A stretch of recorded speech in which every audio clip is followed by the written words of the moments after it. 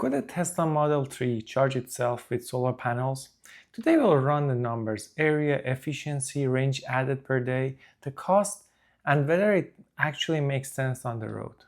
Hello everyone, I'm Shayan, an engineer specialized in electric vehicle development. We will do 5 things. First, estimate the Model 3's exterior surface, excluding the button. Second, we choose a realistic efficiency for flexible panels. Third, we can compute the range per day with a real-world sun. And fourth, we find the price of the hardware. And we finish with a no-nonsense conclusion. Start with published dimensions for a current Model 3. Length is around 4 meter, 0.72. Width is around 1.85 meter. Height is around 1.44 meter. These come from Tesla's owner manual and spec sheets. That totals to around 19.9 meters square.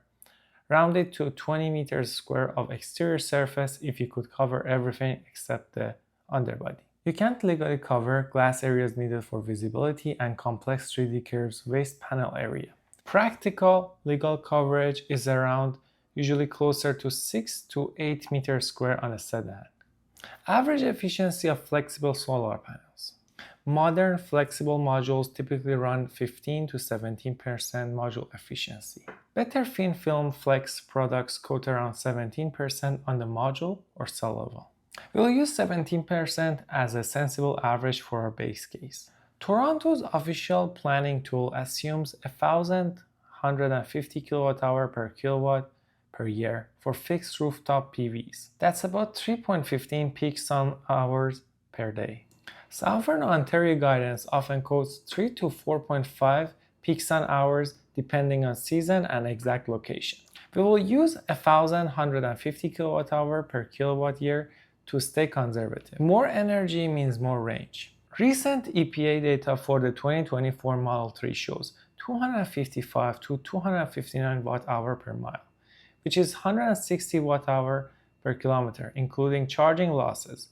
We will use 161 watt-hour per kilometer. In the practical use case, the coverage is around 7 meters square. The kilowatt power is 7 times 17% times 1,000, which gives us 1.19 kilowatts. The daily range equates to 1.19 kilowatts times 315, which equates to 3.75 kilowatt hour per day. Multiply it with 0.75 and we will get 2.8 kilowatt hour per day.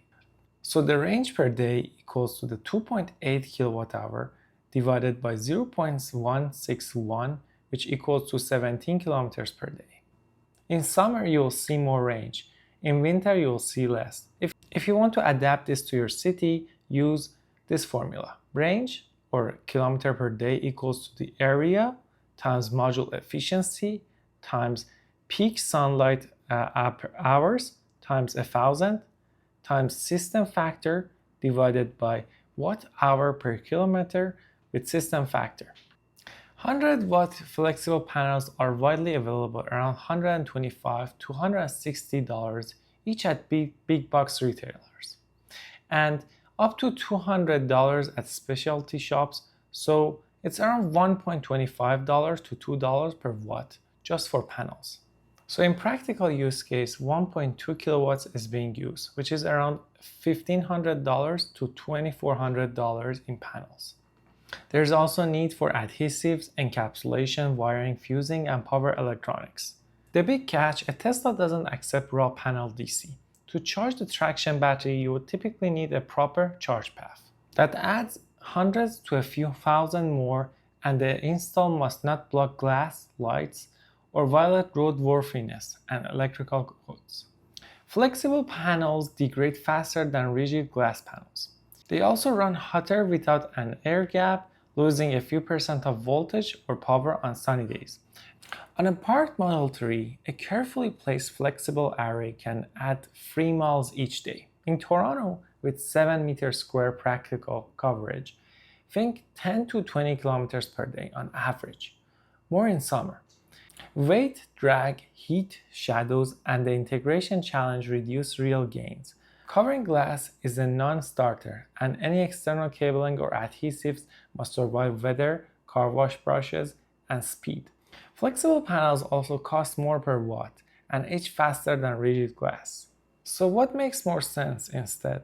Use fixed PV at home or work, and charge your Tesla from the grid or from your solar via the grid.